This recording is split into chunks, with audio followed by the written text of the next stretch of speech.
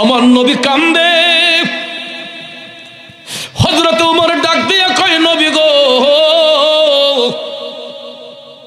ও গো মায়ার নবীজি, আমরা গোলামরা কি কোনো কারণে আপনার অন্তর মুবারকে কষ্ট দিছি? দয়াল নবী কয়, ওমর না না না, তোমরা কখনো আমি রাসূলকে কষ্ট দিতে পারো না। হযরত ওমর ডাক দিয়ে কয়, নবী গো, তাইলে আপনার চোখের পানি ঝরতেছে ইয়া রাসূলুল্লাহ, কেন আপনি কান্না করতেছেন? আমার রাসূল তখন ডাক দিয়া কয়, পাগলা রে ও ওমর, আমি এই মুহূর্তে আমার একটা পাগলার কথা স্মরণ কইরা কাঁদতেছি। এ বন্ধু, গভীর মনোযোগ। হযরত ওমর ডাক দিয়া কয়, নবী গো, কে সেই ভাগ্যবান ব্যক্তিটা যার জন্য দিনের নবী চোখের পানি ছাইরা কান্দে?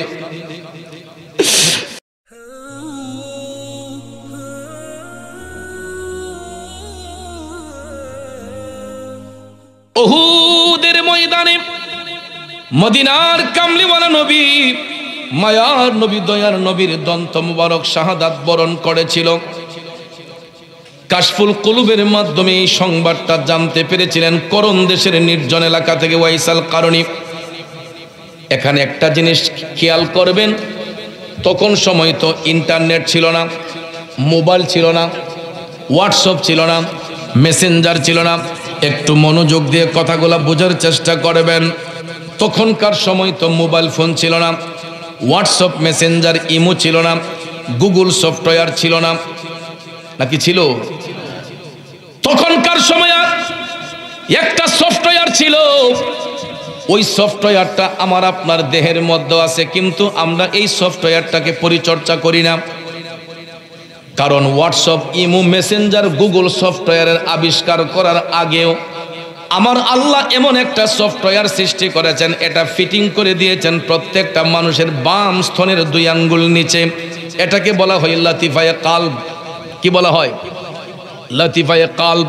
এটা আয়নার মতো পরিষ্কার থাকে বাজান, জন্মের পরে আয়নার মতো পরিষ্কার থাকে, কিন্তু মানুষ যখন সাবালক হয়ে যায়, নফসে আম্মারার ধোঁকার মধ্যে পইরা পাপের দিকে যখন মানুষ ডাইভার্ট হয়ে যায়, পাপ করতে করতে আয়নার মতো পরিষ্কার কালবটা টিক্কার মতো কালো হয়ে যায়। যেরকম ভাবে দেখবেন মোবাইল ফোনটা ইউজ করতে করতে মাঝে মধ্যে এটা ভাইরাস আক্রান্ত হয় না? মাঝে মাঝে হ্যাং মেরে দেয়নি? তখন দেখবেন আমরা রিস্টার্ট দেই। রিস্টার্ট দিয়েও যখন হয় না, তখন কম্পিউটারের মধ্যে ঢুকাইয়া আমরা দেখবেন এটারে ফ্লাশ দেই, ভাইরাস নির্মূল করি, তারপরে আমাদের মোবাইলটা আবার ওপেন হয়, চালু হয়। কথা কোন ঠিক না বেঠিক? ঠিক তদ্রূপ ভাবে আমাদের কালবের মধ্যে যেই সফটওয়্যারটা, বাম স্তনের 2 আঙ্গুল নিচে যেই সফটওয়্যারটা আমার আল্লাহ সৃষ্টি করেছেন, এটা জন্মের পরে আয়নার মতো পরিষ্কার ছিল, কিন্তু সাবালক সাবালিকা হওয়ার পরে নফসে আম্মারার ধোঁকায় পরে আমরা পাপের দিকে যখন ডাইভার্ট হইয়া যাই, পাপ করতে করতে এই কালবটা টিক্কার মতো কালো হইয়া যায়। বন্ধু, এই কালবটা যখন অন্ধকার হইয়া যায়, তখন মানুষের দিলটা পাষাণ হইয়া যায়। আর কালবটা যখন নূরান্বিত হয়, শুধু দুনিয়া কেন, আল্লাহর বান্দারা চোখ বন্ধ করলে আল্লাহর আরশ পর্যন্ত দেখা সম্ভব হয়।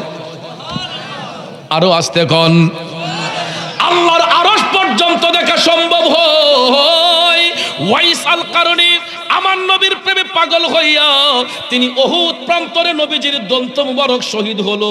তিনি অন্তর চক্ষু দ্বারা জানতে পারলেন আমার নবীজির দাঁত মুবারক শাহাদাত বরণ করেছে। তিনি চোখের পানি ছাইরা কান্না শুরু কইরা দিছে গো। আমার নবীর কোন দাঁত মুবারকটা জানি শহীদ হলো, উপরের পারি থেকে না নিচের পারি থেকে? সর্বপ্রথম ওয়াইসাল কারণী স্বজ্ঞানে স্বমস্তিষ্কে ব্যথাটা অনুভব করার জন্য আমার নবী কতটুক ব্যথা পাইলেন, এই ব্যথাটা অনুভবের জন্য হযরতে ওয়াইসাল কারণী প্রথমে উপরের পারি থেকে একটা দাঁত মুবারক টান দিয়া খুললেন। রক্ত মুবারকটা যখন ফিচকি দিয়ে বের হইয়া গেছে, ওয়াইসাল কারণী ব্যথাটা বুঝতে পারলো। হাউমাউ করে কান্দা কান্দা কই, না জানি আমার দিনের নবীর কত কষ্ট হইছে, আমার নবী না জানি কত কষ্ট পাইছে রে। ওয়াইসাল কারণী কই, না মনে হয় এটা না। তখন নিচের পারি থেকে আরেকটা দাঁত টান দিয়া খুললেন। রক্তগুলা ফিচকি দিয়া বের হয়। পাগল কই না, মনে হয় এটা না। উপর থেকে আরেকটা দাঁতে টান দিলেন, কই না মনে হয় এটা না। নিচ থেকে আরেকটা টান দিলেন, কই না মনে হয় এটা না। এ আমার নতুন হাটির বাবাজিরা গো, এইভাবে একটা একটা দাঁতে দইরা টানতে টানতে টানতে আমার নবীর প্রেমের পাগলা ওয়াজ করুনি দয়াল নবীর জন্য নিজের 32টা দাঁত মোবারক কুরবান কইরা দিছে। पाया नबी को एक दात पर उनको 32 घराना खुल गए इश्क नबी दिल में पैदा करो क्या रसूले खुदा को भूल गए। খারাপ লাগতেছে বাবাজিরা, চিন্তা করে দেখেন যে পাগল নবীজির একটা দাঁত মোবারকের সংবাদ পাইয়া নিজের 32টা দাঁত মোবারক খুলতে পারে রে, ওই পাগলের সিনার মধ্যে আমার নবীর ভালোবাসা কতটুক থাকতে পারে আপনাদের বিবেকের মধ্যে ছেড়ে দিলাম। আসুন এবার সামনে যাই, রসুল তার জন্য কি হাদিয়া পাঠাইলেন। বন্ধু, মদিনার কামলিওয়ালা নবী এই পৃথিবীর মধ্যে সূরতে বশর রূপে 63 বছর জিন্দেগি কাল মোবারক কাটানোর শেষ প্রান্তে যখন আসলেন, এমন সময় সাহাবায়ে কেরামের মাজলিসে বসে আমার রসুল আলোচনা করতেছেন। এমন সময় সাহাবায়ে কেরাম লক্ষ্য করলেন নবীজির শরীর মোবারকের জুব্বা মোবারক খানা নূরে ঝল ঝল করতেছে। পৃথিবীতে এর চাইতে দামি পোশাক আর কারো আছে? কথা কোন থাকতে পারে? পৃথিবীর মধ্যে এর চাইতে উত্তম পোশাক আর থাকতে পারে না। আমার নবীজির শরীর মোবারকের পোশাক মোবারক জুব্বা মোবারক খানা নূরে ঝল ঝল করতেছে। সাহাবায়ে কেরাম এটা দেখা তাদের মধ্যে একটা আনন্দ বিরাজ করছে। হঠাৎ করে দেখা যায় হযরতে উমর ইবনুল খাত্তাব রাদিয়াল্লাহু তাআলা আনহু দাঁড়াইয়া আমার নবীর কদম মোবারকে সালাম দিলেন। আসসালাতু ওয়াসসালামু আলাইকা ইয়া রাসূলুল্লাহ। নবী গো, ওগো মায়ার নবীজি, আপনার নুরানি জুব্বা মুবারক খানা নূরে ঝলঝল করতেছে। দয়াল নবী গো, আমি গোলাম জানতে চাই, যেই দিন আপনার বেসাল হবে, ইন্তেকাল হবে, আপনার ইন্তেকালের পরে এই জুব্বাখানা আমরা কি করব, কাকে দান করব? হযরত উমর ভাবলেন উত্তরে হয়তো রসুল বলবেন, উমর তুমি সেটা নিয়ে নিও। ঠিক না? ঠিক। আমার নবী উত্তর করেন না। অনেকক্ষণ পরে দেখা যায় হযরতে মৌলা আলী দাঁড়াইয়া রসুলকে সালাম দিলেন। নবী গো, আমি আলীও জানতে চাই আপনার এই নুরানি জুব্বা মোবারকখানা কি করব, কাকে দান করব? আমার নবী কথা বলেন না। অন্যান্য কয়েকজন সাহাবীও প্রশ্ন করলেন, রসুল কথা বলেন না। একটু পরে দেখা যায় নবীজির চোখের পানি মুবারক টপ টপ করে ঝরতেছে। আমার নবী কান্দে। হযরত ওমর ডাক দিয়ে কয়, নবী গো, ও গো মায়ার নবীজি, আমরা গোলামরা কি কোনো কারণে আপনার অন্তর মুবারকে কষ্ট দিছি? দয়াল নবী কয়, উমর না না না, তোমরা কখনো আমি রসুলকে কষ্ট দিতে পারো না। হযরত ওমর ডাক দিয়ে কয়, নবী গো, তাইলে আপনার চোখের পানি ঝরতেছে ইয়া রাসূলুল্লাহ, কেন আপনি কান্না করতেছেন? আমার রসুল তখন ডাক দিয়া কয়, পাগলা রে, ও ওমর, আমি এই মুহূর্তে আমার একটা পাগলার কথা স্মরণ কইরা কাঁদতেছি। এ বন্ধু, গভীর মনোযোগ। হযরত ওমর ডাক দিয়া কয়, নবী গো, কে সেই ভাগ্যবান ব্যক্তিটা যার জন্য দিনের নবী চোখের পানি ছাইরা কান্দে? যার জন্য দিনের নবী চোখের পানি ছাইরা কান্দে, কে সেই ভাগ্যবান? তখন আমার মায়ার নবী ডাক দিয়া কয়, উমর, আমার এই পাগলের নাম হইল ওয়াইস। সাহাবায়ে কেরাম জানতে চাইলেন, ইয়া রাসূলুল্লাহ, আপনার পাগলের পরিচয় ঠিকানা কি আমরা তো জানি না। রসুল বললেন, আমার পাগল ওয়াইস ইয়ামেম দেশের অন্তরালে নির্জন একটা এলাকার নাম করণ, এই করণ দেশের মধ্যে আমার পাগল ওয়াইস বসবাস করে। দয়াল নবী ডাক দিয়া কই উমর, তুমি আমার আলীর সাথে লইয়া আমার বেসালের পরে ইন্তেকালের পরে আমার আলীর সাথে লইয়া এই জুব্বাখানা নিয়া মেনদেশে যাইয়া আমার পাগল ওয়াইসকে যখন খুঁজে পাইবা আমি নবীর পক্ষ থেকে তারে সালাম দিবা, আমার গুনাহগার উম্মতের জন্য দোয়া করতে বলবা, আর আমি নবীর পক্ষ থেকে আমার এই জুব্বাখানা আমার পাগল ওয়াইসকে তোমরা হাদিয়া দিবা। হযরত ওমর ডাক দিয়া কই নবী গো, আমরা না হয় সেখানে জুব্বা নিয়ে গেলাম, কিন্তু ওয়াইস নামের তো আরো অনেক লোক সেখানে থাকতে পারে। ইয়া রাসূলুল্লাহ, আপনার পাগল ওয়াইসকে তো আমরা কোনোদিন দেখি নাই, চিনি নাই, জানি না, কেমনে চিনবো সে আপনার পাগল ওয়াইস? সাহাবায়ে কেরামের কথার মধ্যে যুক্তি আছে না নাই? এই নতুন হাটির মধ্যে মনে করেন আব্দুল করিম যদি ফুপপাড়া একজন হয়, পশ্চিম পাড়া একজন থাকতে পারে না? একটা এলাকার মধ্যে একই নামের কয়েকজন লোক আছে, আছে না নাই? সাহাবায়ে কেরাম বললেন নবী গো, আমরা আপনার পাগল ওয়াইসকে চিনব কেমনে? এখন আপনারা বলুন, আমার নবী চিনাইতে পারবে কি পারবে না? হে বন্ধু, মূর্খ মৌলবীরা নাকি দলিল খুঁজে পায় না। এই একটা আলোচনা থেকে দুইটা মাসালা প্রমাণ হবে। আমার রসুল হাজের ও নাজের, রসুল গায়েবের খবর দেনেওয়ালা। এই আলোচনাটা শুনলে দুইটা মাসালা আপনারা সমাধান পেয়ে যাবেন। অনেকেই বলে আমার রসুল গায়েবের খবর দেনেওয়ালা নয়, কয় আল্লাহ গায়েব জানে, নবী জানে না। কই কি কয় না? আমি সেই দিকে যাব না, শুধু এতটুকু বলবো, আমার রসুল শুধু জানেনই না, গোটা সৃষ্টি জগতের মধ্যে যা কিছু রয়েছে সব কিছু সম্পর্কে আমার রসুল জানেন। কথা কোন ঠিক কিনা? জানাইছেন কে? জুরে কোন কে? আল্লাহ দিয়েছে নবীকে সম্মান, তোমার হিংসায় হবে কি? আল্লাহ দিয়েছে নবীকে সম্মান, ঠিক না বিঠিক? গভীর মনোযোগ। মদিনার কামলিওয়ালা নবী কেমনে চিনাই দেখুন। আমার দয়াল নবী ডাক দেয়া কয় ওমর, তোমরা যদি সেখানে যাইয়া ওয়াইস নামে কাউকে খুঁজে পাও, দেখবা এত সহজে সে তার নাম পরিচয় বলবে না, এত সহজে তার নাম পরিচয় বলবে না। তখন তোমরা লক্ষ্য করে দেখবা তার ডাইন হাতটা মুঠ করা থাকবে। হাতের মুঠটা যদি খুলতে পারো, দেখবা তার হাতের মধ্যে সাদা একটা দাগ আছে। এই দাগটা যদি খুঁজে পাও, বুঝবা সেই হলো আমার পাগল ওয়াইস। আপনারা বলুন, নবীর কথা সত্য না মিথ্যা? আমাদের দেশে কিছু টুন্না আছে, এরা হয়তো সত্যটা স্বীকার করে না, কিন্তু সাহাবায়ে কেরাম যারা নবীর উপর ঈমান এনেছেন, তারা ঈমানের খুঁটি মজবুত। রসুল যা বলেছেন সেটার প্রতি বিশ্বাস স্থাপন করে ঈমান রেখে হযরতে উমর মাওলা আলী তারা বললেন, ইয়া রাসূলুল্লাহ ঠিক আছে। এরপরে যার যার মতো করে সবাই আপন আপন হুজরাতে গেলেন। বন্ধু, দিন যায় রাত যায়, দিন যায় রাত যায়, যাইতে যাইতে যাইতে হঠাৎ একদিন খবর শোনা যায়, আমার মদিনার কামলিওয়ালা নবী, দয়ার নবী, মায়ার নবীর পবিত্র ওয়াসাল মুবারক হয়েছে, ইন্তেকাল মুবারক হয়েছে। আল্লাহু আকবার।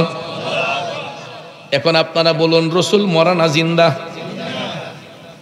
আমি যে বারবার কইরা নবীর ইন্তেকালের কথা বললাম, অনেকেই তো বলতে পারে রসুল যদি জিন্দা নবী হয়, ওই জিন্দা নবীর আবার ইন্তেকাল হয় কেন? প্রশ্নটা আছে না? খুব খেয়াল। রসুল যদি হায়াতুন নবী, জিন্দা নবী হয়, ওই নবীর আবার ইন্তেকাল হয় কেন? বাতেলরা এইরকম কিছু ইমোশনাল কথা বইলে আমাদেরকে আটকাইতে চায়, বিশেষ করে লামাযহাবী। কারণ যাদেরকে আমরা ওয়াহাবি বলি, এরাও এখন রসুল জিন্দা নবী এটা স্বীকার করে। আগে করতো না, এখন দেখছে আর কোনো লুকাইবার কায়দা নাই, এখন ওয়াহাবিরা স্বীকার করে রসুল জিন্দা নবী। কথা কোন ঠিক কিনা? কিন্তু ডেঞ্জারাস লামাযহাবী ফিতনা, যেইগুলা ওয়াহাবির চেয়েও খারাপ। কথা কোন ঠিক না বেঠিক? যেগুলা ওয়াহাবির চেয়েও খারাপ, এগুলা আহলে খবিস। নাম দিছে একটা সুন্দর, আহলে হাদিস, কিন্তু ভাইয়েরা আমার, এগুলা হাদিস চুর। এদেরকে আমরা বলি আহলে খবিস।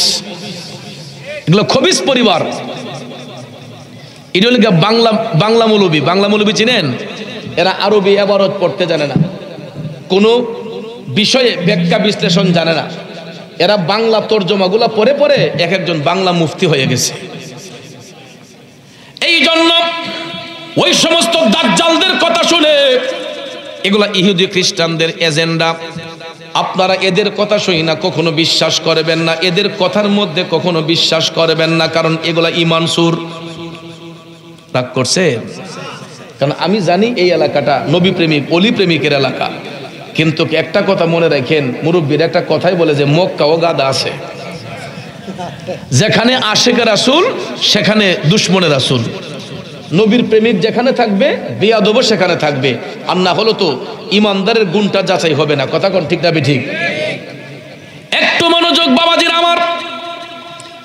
ওই সমস্ত লামাযহাবী সালাফির গোষ্ঠীরা এরা এখনো বলে রসুল নাকি মরে পচে গলে শেষ। নাউজুবিল্লাহ কোন, আরো জোরে কোন নাউজুবিল্লাহ। আমাদেরকে আটকায় কেমনে দেখেন, বাংলা মৌলবীগুলা কয় রসুল যদি জিন্দা নবী হয়, জিন্দা নবীর আবার ইন্তেকাল হয় কেন? এখন উত্তরটা দেওয়া লাগতো না? এই উত্তর দেওয়ার জন্য মাদ্রাসার বারান্দায় যাইতে হবে না, শুধু বিবেক দিয়া একটু আকল খাটাইয়া তারে বলে দিবেন যে বলেন তো ভাই, আপনি যে বললেন যে জিন্দা নবীর আবার ইন্তেকাল হয় কেন, তারে শুধু বলবেন যে আমার নবী কি শিখতে আসছেন না শিখাইতে আসছেন? আল্লাহ ব্যতীত এই পৃথিবীতে আমার নবীর কোনো শিক্ষক আসেনিও? কথা কয় না? আছে? আল্লাহ ব্যতীত রসুলের কোনো শিক্ষক পৃথিবীতে আছে? আমার নবী কি দুনিয়ার কোনো ব্যক্তির ছাত্র, নাকি গোটা সৃষ্টি জগতের মুআল্লিম রাহমাতাল লিল? দয়াল নবীর শিক্ষক অনলি ওয়ান পারসন, তিনি হলেন রাব্বুল আলামিন। রাব্বুল আলামিনের একজন ছাত্র, উনি রাহমাতাল লিল আলামিন। দেখো বন্ধু, দেখো রে, আমার আল্লাহ হাবিব রে কেমন ইজ্জত দিছে। রাব্বুল আলামিন আল্লাহর উপাধি, রাহমাতাল লিল আলামিন আমার নবীর উপাধি। ঠিক না বিঠিক? বন্ধু গভীর মনোযোগ। রাব্বুল আলামিন লিখতে আরবি যতটা অক্ষর লাগে, রাহমাতাল লিল আলামিন লিখতে আরবি ততটা অক্ষর লাগে। লা ইলাহা ইল্লাল্লাহ কালেমা লিখতে আরবি যতটা অক্ষর লাগে, মুহাম্মদুর রাসূলুল্লাহ লিখতে আরবি ততটা অক্ষর লাগে। এ আমার নতুন হাটির বাবাজিরা গভীর মনোযোগ, প্র্যাকটিক্যালে প্রমাণ নিয়ে দেখেন। মক্কাতুল মুকাররমা লিখতে আরবি যতটা অক্ষর লাগে, মদিনাতুল মুনাওয়ারা লিখতে আরবি ততটা অক্ষর লাগে। আব্বারে ও যুবক বন্ধুরা, মসজিদ লিখতে আরবি যতটা অক্ষর লাগে, মাদ্রাসা লিখতে আরবি ততটা অক্ষর লাগে। তাইলে বলেন নামের সাথে নাম মিলাইয়া আপন হাবিব রে ইজ্জত দিছে কে? ওয়া রাফা'না লাকা যিকরাক। আল্লাহ কই দুনিয়ার টুন্না মৌলবীরা ইজ্জত দিলেই কি না দিলেই কি? আমার আল্লাহ কই হাবিব আপনার ইজ্জত, আপনার প্রশংসা আমি আল্লাহ বাড়াইয়া দিছি। কথা কোন ঠিক না বিঠিক? দুনিয়ার মলম মোল্লা মুন্সিরা নবীর ইজ্জত বাড়াইবার সাধ্য নাই, কমাইবার সাধ্য নাই। ভাইয়ের আমার, বন্ধুরা আমার, রসুলের ইজ্জত বাড়াইয়া দিছে কে? জোরে কোন বাড়াইয়া দিছে কে? এবার আসুন সামনে যাই, মূল কথাগুলা বলবো। ভাইয়ের আমার, বন্ধুরা আমার, সময় খুবই স্বল্প, রাত গভীর। আমার মদিনার কামলিওয়ালা নবী শিক্ষা দেওয়ার জন্য এসেছেন। এই শিক্ষাটাই কুল্লু নাফসিন যায়িকাতুল মাউত, প্রত্যেক আত্মাকেই মৃত্যুর স্বাদ গ্রহণ করতে হবে। একমাত্র ওই জিনিসটা শিখাইবার জন্য, বুঝাইবার জন্য, আমরা যে দুনিয়াতে কেউ চিরস্থায়ী নয়, ওই জিনিসটা শিখাইবার জন্য, বুঝাইবার জন্য আমার মদিনার নবীর বেসাল মুবারক হয়েছে, ইন্তেকাল মুবারক হয়েছে। এখন পার্থক্যটা কি শুনুন। পার্থক্যটা ওই জায়গায়, আমি আপনি মারা যাবার পরে মসজিদের মাইকে এলান হয়, মসজিদের মাইকের মধ্যে জানাজার নামাজ পড়ার জন্য দাওয়াত করা হয়। ঠিক না বিঠে?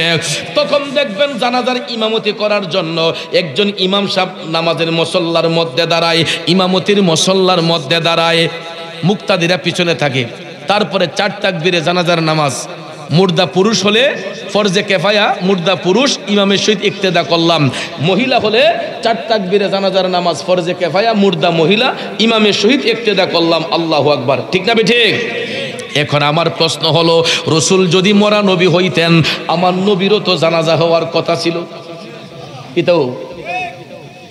নীল আকাশের নিচে এমন কোন মায়ের সন্তান সহিহ সনদে একটা দলিল দিয়া যদি প্রমাণ দিতে পারে যে দয়াল নবীর ওফাতের পরে জানাজার নামাজ পড়াইছেন অমুক ইমাম সাহেব, আমি চৌধুরী তাকে নগদ 10 লক্ষ টাকা আমার দেওয়ার সামর্থ্য আছে, আমি 10 লক্ষ টাকা তাকে পুরস্কার প্রদান করব। যদি একটা দলিল দিয়ে প্রমাণ করে নবীর জানাজার ইমামতি করছেন অমুক ইমাম সাহেব, আমি তাকে 10 লক্ষ টাকা প্রদান করব। কারণ বাবাজিরা আমার, ওই টুন্না মোল্লা দেখাইতেও পারবে না, আমার 10 লাখ টাকাও দিতে হবে না। ঠিক না বেঠে? কারণ নীল আকাশের নিচে এমন কোন যোগ্যতা সম্পন্ন ইমাম জন্মগ্রহণ করে নাই, আমার আল্লাহ পাঠাই নাই যে নবীর জানাজার নামাজের ইমামতি করবে। কারণ নবী মরা নবী হইলে না নবীর জানাজা হইতো, তিনি তো ইহকালেরও নবী পরকালেরও নবী, কুল কায়নাতের নবী, আশিয়াজান আলমের নবী। এই জন্য উনার উপাধি রাহমাতাল লিল আলামিন। ঠিক কিনা? আলামের বহু বচন আলামিন।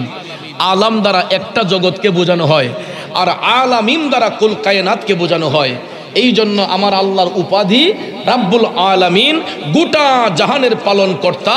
আল্লাহ কয় যেখানে আমি গোটা জাহানের পালন কর্তা, সেখানে আমার হাবিব হবে গোটা জাহানের রহমত। এই জন্য নবীর উপাধি হলো রাহমাতাল লিল আলামিন।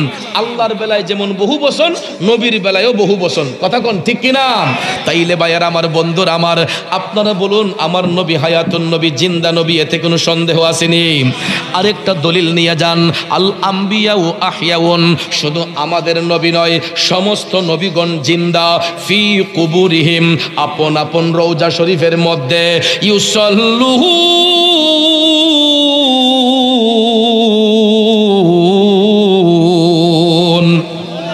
এটা মুজারের সেগা। কারণ আমাদের নবী না, সমস্ত নবীগণ নির্দিষ্ট টাইমে সালাত আদায় করেন। সুবহানাল্লাহ কম। শুধু আমাদের নবী নয়, সমস্ত নবীগণ তারা নির্দিষ্ট টাইমে সালাত আদায় করেন। এখন বলুন রসুল মরা নাকি জিন্দা? আর কোনো কথা নাই। কথা কোন ঠিক না বিঠিক? এখন আপনাদের বিশ্বাস হইছে কি হইছে না? আসুন সামনে যাই। বন্ধুরা আমার, বাবাজিরা আমার, মদিনার কামলিওয়ালা নবীর বিশাল মোবারকের পরে ওসিয়ত পালনের জন্য হযরতে উমর নবীজির ব্যবহৃত জুব্বা মুবারকখানা ভাঁজ করে সাথে নিয়া হযরত আলীর সঙ্গে নিয়ে তিনি রওনা হইলেন ইয়ামেন দেশের উদ্দেশ্যে। বাজান খারাপ লাগতেছে? ইয়ামেন দেশের উদ্দেশ্যে রওনা হইলেন। ইয়ামেন দেশের উদ্দেশ্যে রওনা হইয়া যাইতে যাইতে যাইতে যাইতে যাইতে তারা ইয়ামেন দেশের মধ্যে গিয়া উপস্থিত হইলেন। এখন ভাইয়ার আমার, করণ দেশের ঠিকানা তারা পাইতেছেন না। কারণ করণ একটা নির্জন এলাকা। যেমন ধরেন সরাইল হলো একটা উপজেলা, এই উপজেলার অধীনে এমন কিছু গ্রাম আছে, সরাইলে আপনারা বসবাস করে আপনারা চিনেন না, আছে না? সরাইল উপজেলার ভিতরে এমনও গ্রাম আছে আপনারা সরাইলের বেড়াতেই চিনতেন না, আসেনি? ইয়ামেন একটা প্রদেশের নাম। ওই ইয়ামেন প্রদেশের ছোট্ট একটা এলাকার নাম করণ। এই করণ দেশের ঠিকানা তারা পাচ্ছেন না, অনেকেই চিনে না, জানে না। হঠাৎ একদিন ইয়ামেন দেশের বড় একটা মাজলিসের মধ্যে বৈশা হযরতে উমর মৌলা আলী আলোচনা করতেছেন। আলোচনা করার ভিড়ে দেখা যায় অনেক লোক সমাগম দেখার পরে হযরতে আলী ডাক দিয়া বললেন, ও মাজলিসের ভাইয়েরা, আপনাদের এখানের ভিতরে করণ দেশের কোনো লোক আসছেননি? এমন সময় দেখা যায় কয়েকজন লোক আব্দুল্লাহ কয়, হুজুর আমরা করণ দেশ থেকে আইছি। মারহাবা কন, ঠিকানা পাওয়া গেছে। হযরত উমর ডাক দিয়া কয়, ভাইয়েরা আপনারা আমাদের একটু নিকটে আসেন।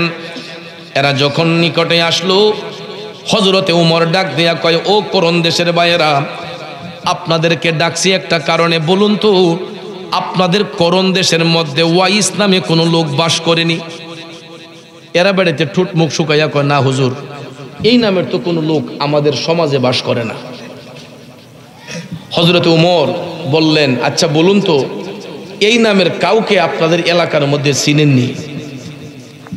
তখন লোকেরা ডাক দেয়া কয়, হুজুর এই নামের একটা পাগলা আছে আমাদের এলাকার মধ্যে, সে তো সমাজের মধ্যে বাস করে না, লোকালয়ের অন্তরালে আমাদের এলাকায় নির্জন একটা জঙ্গল আছে। প্রায় সময় দেখি হুজুর কান্দের মধ্যে একটা গাইড লইয়া জঙ্গলার ভিতরে আসা যাওয়া করে, টপ টপ করে চোখের পানি ছাইরা হযরতে উমর কান্দা কান্দা কয়ে, ভাইয়েরা গো, ওই পাগলাটাকে আমাদের দরকার, একটু মেহেরবানি করে ওই পাগলার কাছে আমাদেরকে নিয়ে যাবেন। করম দেশের লোকেরা ডাক দিয়া কই, হুজুর, আমাদের দেশে এত লোক থাকতে পাগলারে খুঁজেন কেন? আসল কথা হলো, যে যারে চিনে সেই তারে কিনে। মানিকে মানিক চিনে, রতনে রতন। হে নতুন হাটির বাবাজিরা, এই নতুন হাটির মধ্যে গিয়া দেখেন এমন কিছু পাগল আছে, আমাদের কাছে দেখতে মনে হয় তারে নোংরা মনে হয়, দেখতে আমাদের চোখে তারে খারাপ মনে হয়, কিন্তু যাইয়া দেখেন এই নতুন হাটির পাগলাটাও আমার মৌলার সাথে এমন প্রেমের কালেকশন ফিট করছে, আমরা দাড়ি টুপি জুব্বা কুর্তা লাগাই ওইটা করতে পারি নাই। আছে না? এই জন্য ভাইরা, কখনো পাগলদেরকে নিয়ে তামাশা করবেন না, তাদেরকে নিয়ে মন্তব্য করবেন না। হযরত ওমর ডাক দিয়া কয়, ভাই, ওই পাগলাটার সন্ধানে আমরা এসেছি, একটু নিয়ে যাবেননি? তখন এরা কয়, হুজুর, ওয়াইস পাগলা তো এমন এক জায়গায় থাকে, আমাদের এলাকার কোনো মানুষ ডরাইয়া এই জঙ্গলার ভিতরে যায় না, কারণ জঙ্গলার ভিতরে হিংস্র প্রাণী থাকে। ঠিক না বিঠিক? দুনিয়া লোভী মানুষ যারা, এরা হয়তো হিংস্র প্রাণীরে ডরায়।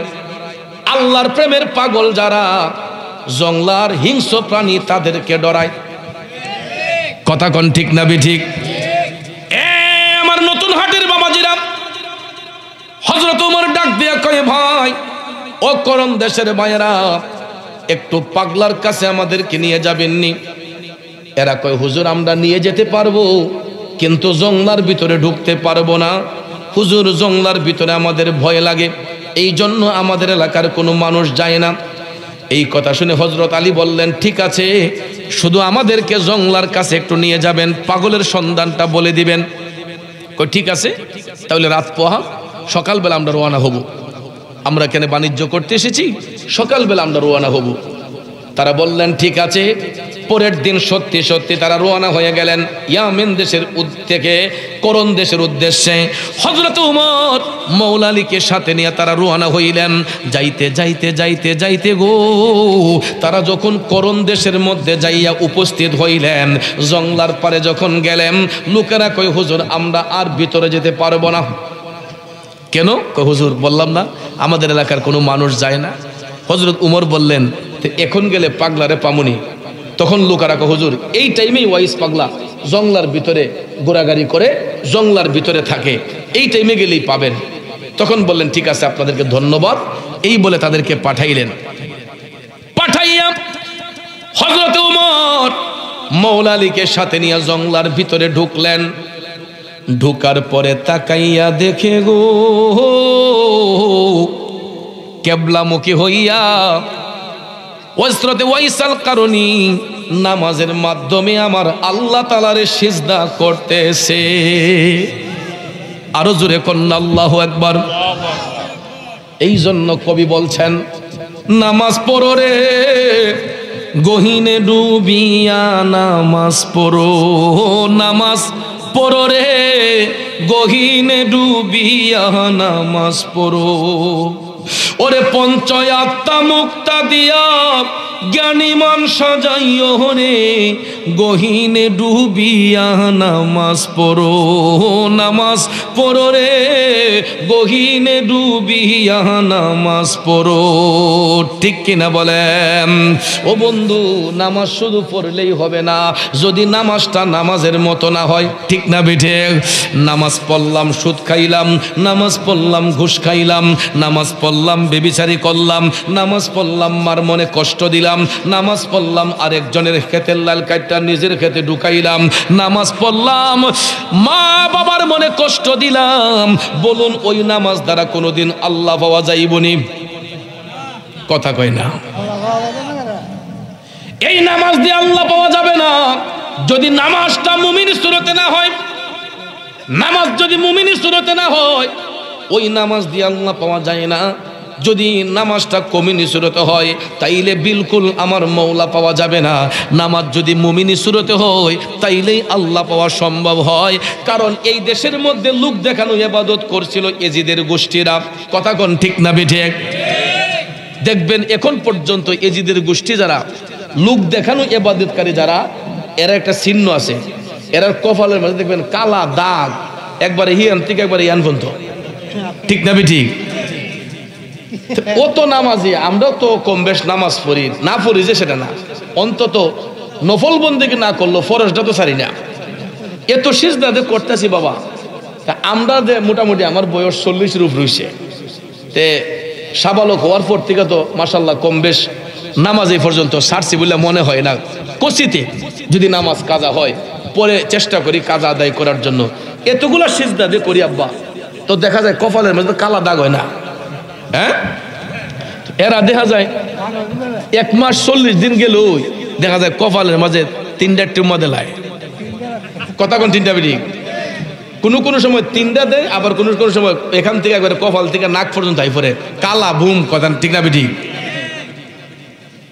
এরপরে নামাজি ব্যক্তির চেহারার দিকে চাইলে দেখবেন চেহারা নূরে ঝলঝলি করে। যারা মুমিনি সুরতে নামাজ পড়ে সত্যিকারের নামাজি যারা, তাদের চেহারা কালো হইলেও দেখবেন চেহারার একটা গ্লেজ থাকে।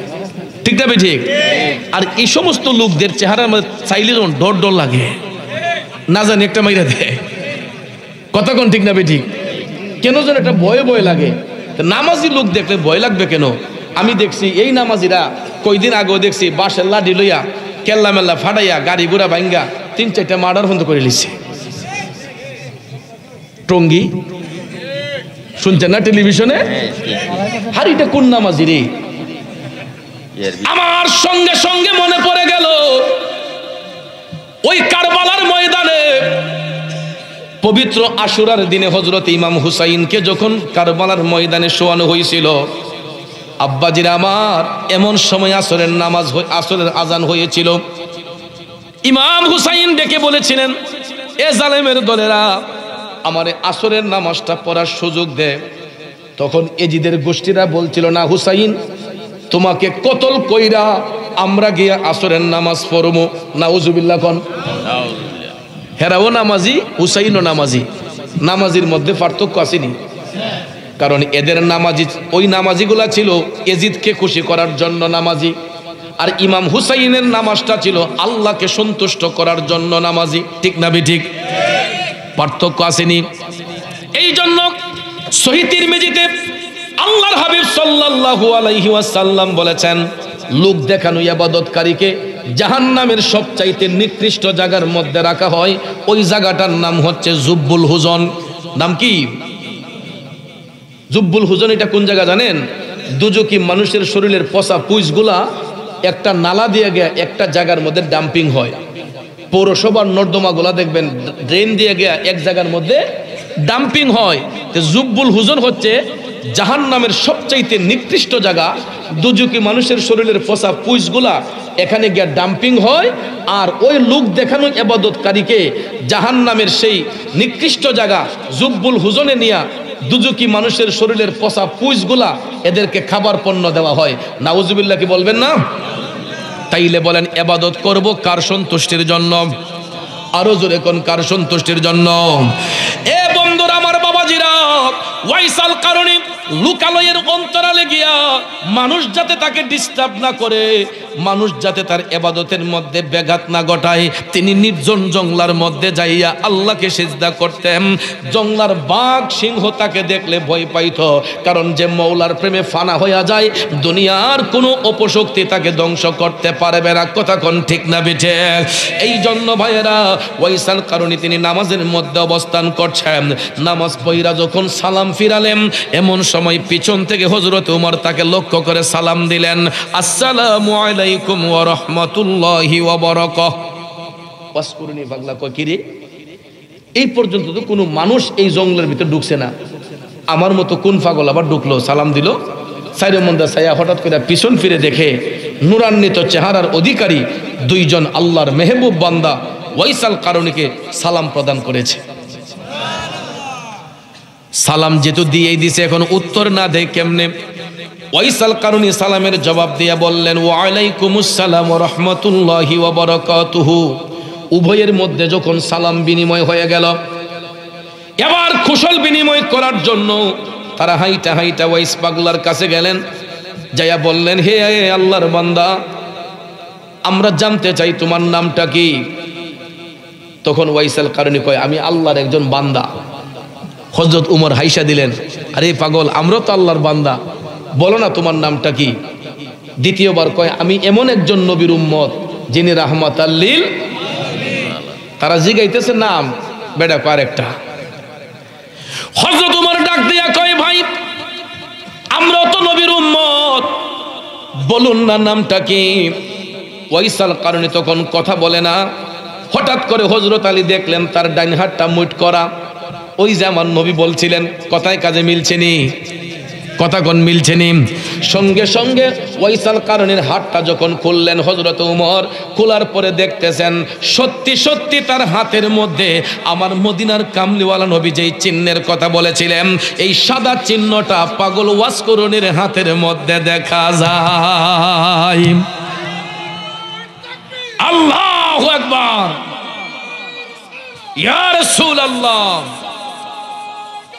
ইয়া গাউসুল আজম দস্তগীর।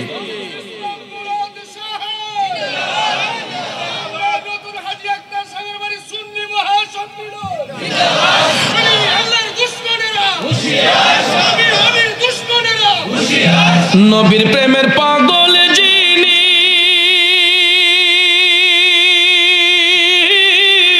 তার সিনায় এলেমের খনি। নবীর ইশকের পাগল যিনি, তার সিনায় এলেমের খনি। আরে ঘরে বসে দেখতে পারে সোনার মদিনা, এলেমের শহর গো নবী শাহে মদিনা। এলেমের শহর গো নবী শাহে মদিনা। কোরআন হাদিস পড়লেই শুধু আলেম তো হয় না, নবীর প্রেমে মজনু যারা তারাই মাওলানা। কে বলে রে আমার নবী গায়েব জানে না, এলেমের শহর গো নবী শাহে মদিনা। কথা কোন ঠিক কিনা? এ বন্ধু, ওয়াইসাল কারণীর হাতের মধ্যে সাদা দাগটা দেখা হযরত উমর ডাক দিয়া কয় পাগলা, হে ওয়াইস, কেন এত লুকোচুরি করতেছ? জানুনি আমরা কোত্থেকে আসছি? যখন হযরত উমর নামটা প্রকাশ করলেন, সঙ্গে সঙ্গে ওয়াইসাল কারণী কয় আপনি আমার নাম জানেন কেমনে? কে আমার ঠিকানা দিছে? তখন হযরত উমর ডাক দিয়া কয় পাগলা, তোমার ঠিকানা আমাদেরকে দয়াল নবী বলে দিছে। ওয়াসকরুনি রে, আমরা মদিনা শরীফ থেকে দয়াল নবীর পক্ষ হতে তোমার নিকট আসছি, তুমি আগে নবীর সালাম গ্রহণ করো। রসুল তোমাকে সালাম দিয়েছেন, নবীর সালাম গ্রহণ করো। হে ওয়াসকরুনি, দয়াল নবী তার উম্মতের জন্য তোমাকে দোয়া করতে বলেছেন, আর তুমি এতই ভাগ্যবান, আমরা নবীর গোলামি কইরা যেটা অর্জন করতে পারি নাই, এই নির্জন জঙ্গলার মধ্যে থাইকা তুমি সেটা অর্জন করেছ। ওয়াসকরুনি রে, এই নেও আমার নবীজির ব্যবহৃত জুব্বা মুবারক, দয়াল নবী এটা তোমার জন্য হাদিয়া পাঠাইছে।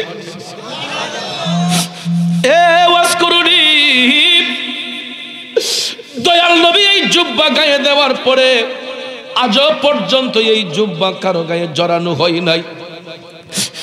দয়াল নবীর বেসাল মুবারকের পরে এই পর্যন্ত এই জুব্বাখানা কারো গায়ে জড়ানো হয় নাই।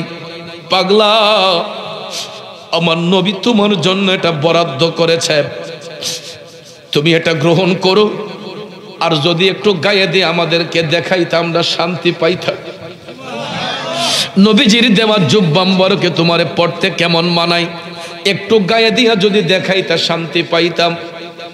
ওয়াইসাল কারণী তখন ডাক দিয়া কয় হুজুর, আমি যদি জুব্বা পড়তেই হয় আমারে সময় দিতে হবে একটু, যদি আপনারা অপেক্ষা করেন আমি ভিতর থেকে জুব্বাটা পাল্টাই আসি।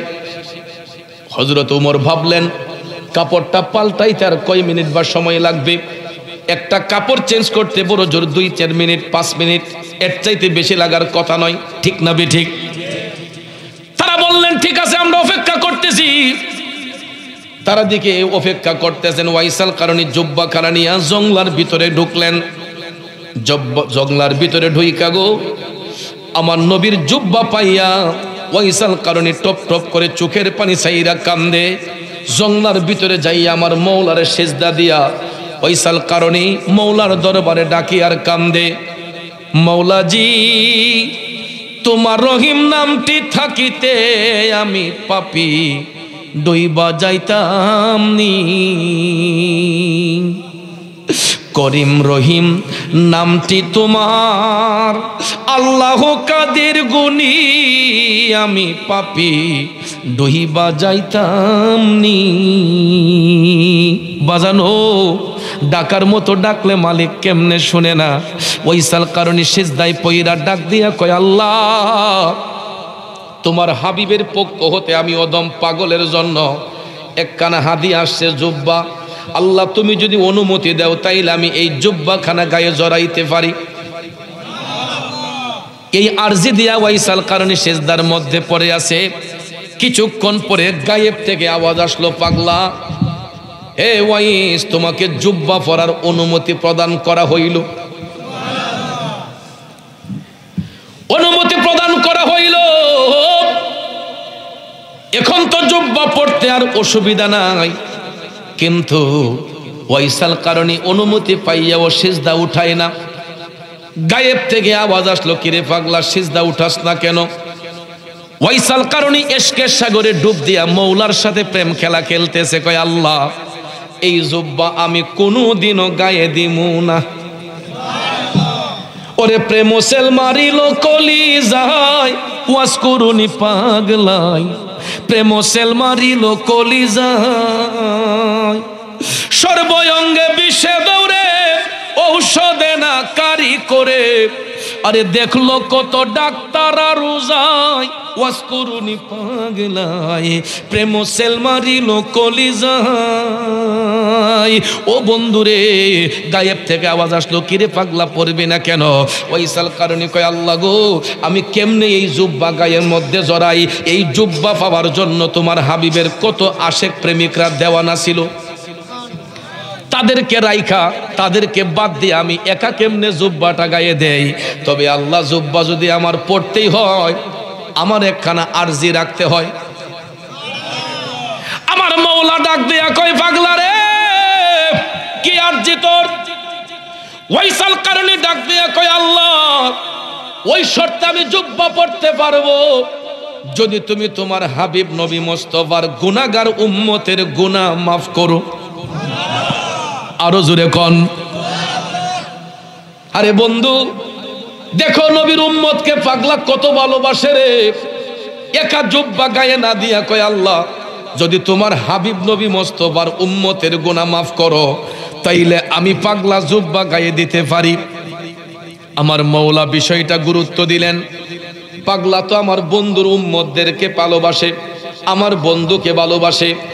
আমার আল্লাহ গায়েব থেকে আওয়াজ পাঠাইলেন, পাগলা এত করে যত বলছো যা তোর উসিলায় আমি আমার হাবিব নবী মুস্তাফার কয়েক হাজার উম্মতের গুনাহ মাফ করলাম। পাগলা কয় মানতে পারলাম না, বাকিরা দোষ করছে কি? ঠিক না বুঝি? আল্লাহ কয়েক হাজার মাফ করলাম, বাকিরা দোষ করলো কি? সমস্ত উম্মতের গুনাহ যদি মাফ না করো আমি পাগলা সিজদা উঠাইমো না, জুব্বাও পরমো না। আরে প্রেম কি দন লোকে বলে চিনে না কুলের ছেলে, যদি তারে কেহ না শিখায়। আই গো প্রেম কি দন লোকে বলে চিনে না কুলের ছেলে, যদি তারে কেহ না শিখায়। মালিক তুই আমারে প্রেম শিখায়া, তুই আমারে প্রেম শিখায়া কোন দোষে যাবে সারিয়া। ওরে প্রেম ফাঁসি লটকায়া গলায় ওয়াজ করুনি পাগলায়, প্রেম সেল মারিল কলি যায় প্রেম সেল মারিল কলিজায় অস্করুনি পাগলায় প্রেম সেল মারিল কলিজায়। বন্ধুরে, 1 নম্বর ডাকের উত্তর আসলো, 2 নম্বর ডাকের উত্তর আমার আল্লাহ পাঠাইল, পাগলা যদি না মানস আমার হাবিবের দেওয়া জুব্বা মুবারকে যতগুলা সুতা আছে, সুতার উপরে যতগুলা লুমের আশ রয়েছে, এর চাইতে 3-4 গুণ বেশি মাফ করলাম। পাগলা কয় তাও মানি না। আমি তো একবারই বলেছি, যতক্ষণ তোমার হাবিব নবী মুস্তাফার সমস্ত উম্মতের গুনাহ ক্ষমা না করবা, আমি জুব্বাও গায়ে দিব না, সিজদা থেকেও উঠব না। এই বলে পাগলা 3 নম্বর ডাক দিয়া সিজদার মধ্যে পড়ে আসে। ওইদিকে যে 2 জন অপেক্ষা করতেছেন মনে আসেনি? সময় তো চলে যাচ্ছে। হযরত উমর অপেক্ষা করতে করতে হযরত আলীরে বললেন, কিও পাগলা গেছে কই? এত সময় তো লাগে না কাপড় চেঞ্জ করতে, আসুন তো গিয়া দেখি। তখন হযরত উমর মওলা আলীরে টান দিয়া জংলার ভিতরে লিয়া ঢুকলেন। ঢুকিয়া গিয়া দেখেন সিজদার মধ্যে পইরা ওয়াইসাল কারণী জুব্বা গায়ে দেয় নাই, সিজদার মধ্যে পইরা আমার মওলার দরবারে বেকুল হইয়া কান্নাকাটি করতেছে। তখন হযরত উমর গিয়া ডাক মারলেন, হে ওয়াসকুরুনি, হে নবীর পাগল, এখনো কি জুব্বা পরার সময় তোমার হইল না?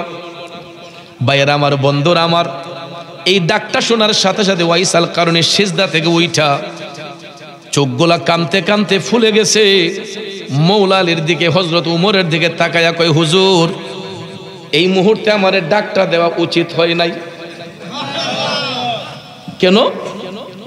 হুজুর যদি এখন আমারে ডাক না দিতেন, আমি আমার মওলার সাথে এমন প্রেমের কালেকশন ফিট করছিলাম, যদি এখন আমারে ডাক না দিতেন, এই সুযোগে পৃথিবীতে আমার নবীর যত উম্মত আছে আমি সমস্ত নবীর উম্মতের গুনাহ মাফ করায় লইতে পারতাম।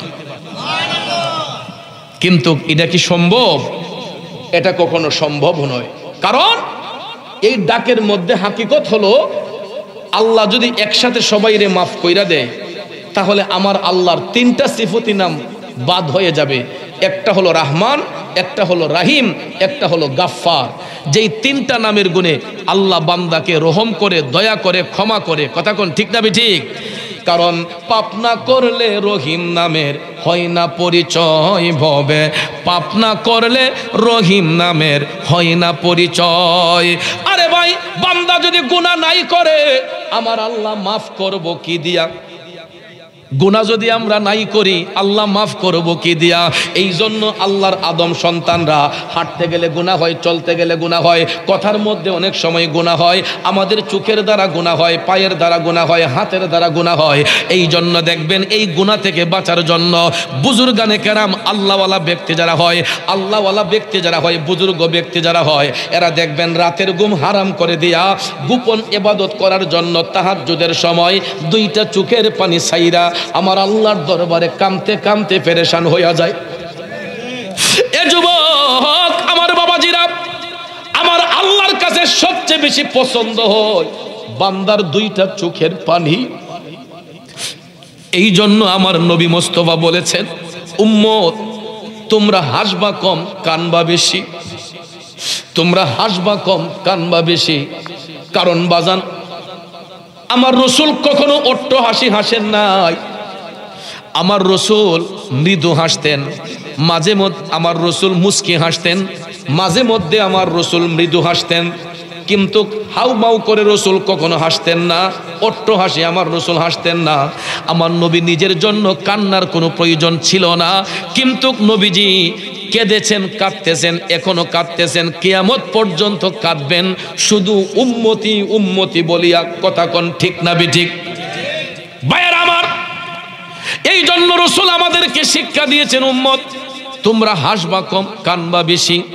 কারণ বর্ষাকালে দেখবেন নদীর মধ্যে যখন ঢেউ উঠে, পার থেকে ওই ঢেউটা উপভোগ করতে আমার আপনার ভালো লাগে। সমুদ্রের সৈকতে যাই আমরা ঢেউ দেখার জন্য। কক্সবাজার কেন যাই? পতেঙ্গা সি বিচে কেন যাই? একমাত্র নদীর, সাগরের ঢেউটা উপভোগ করার জন্য আমরা নদীর পারে যাই, সমুদ্রের পারে যাই। কথা কোন ঠিক না ঠিক? তো আমাদের কাছে যেমন সমুদ্রের ঢেউ, নদীর পানির ঢেউ, নদীর ঢেউ, বাসা পানির ঢেউ দেখতে উপভোগ করতে ভালো লাগে, আমার আল্লাহর কাছেও সবচেয়ে বেশি পছন্দ হয়, ভালো লাগে বান্দা যখন চোখের পানি ছাইরা কান্দে।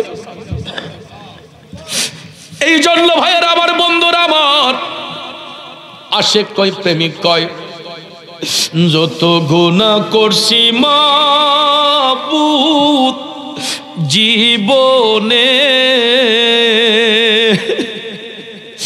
মাফ করে দাও নূর নবীজির খাতিরে। বন্ধুরে আমার আল্লাহর কাছে সবচেয়ে বেশি পছন্দ হয় বান্দার চোখের পানি। ওই পানিটা জমিনে পড়ে না, এটা আমার আল্লাহর রহমতের দরিয়ার মধ্যে পইরা ঢেউ খেলে। আমাদের কাছে যেমন নদীর পানি, সমুদ্রের পানির ঢেউ দেখতে ভালো লাগে, বান্দার চোখের পানি যখন আল্লাহর রহমতের দরিয়ায় ঢেউ খেলে, আমার আল্লাহ কয় আমি আর বরদাস্ত করতে পারি না। লাওয়াজাদুল্লাহ তাওয়াবার রহিমা, আমার বন্ধু নবীর খাতিরে আমি ওই সমস্ত বান্দাদের তওবা কবুলকারী হইয়া যাই, তাদের উপর দয়াশীল হইয়া যাই। জোরে কোন সুবহানাল্লাহ। হযরত ওয়াইসাল কারণী কয়, হুজুর যদি এখন ডাক না দিতেন, নবীজির যত উম্মত আছে পৃথিবীতে আমি সবার গুনাহ ক্ষমা করাইয়া লইতাম। হযরতে উমর তখন কান্দা কান্দা কয়, পাগলা তুমি নবীজিরে এত ভালোবাসো, নবীর উম্মতকে এত ভালোবাসো, এত ভালোবাসা তোমার সিনার মধ্যে নবীর জন্য, একটা বারের জন্য কি নবী দেখার স্বাদ তোমার অন্তরে জাগে নাই? এই কথাটা কইতই ওয়াইসাল কারণী মাথাটা নিচু করে ফেলছে।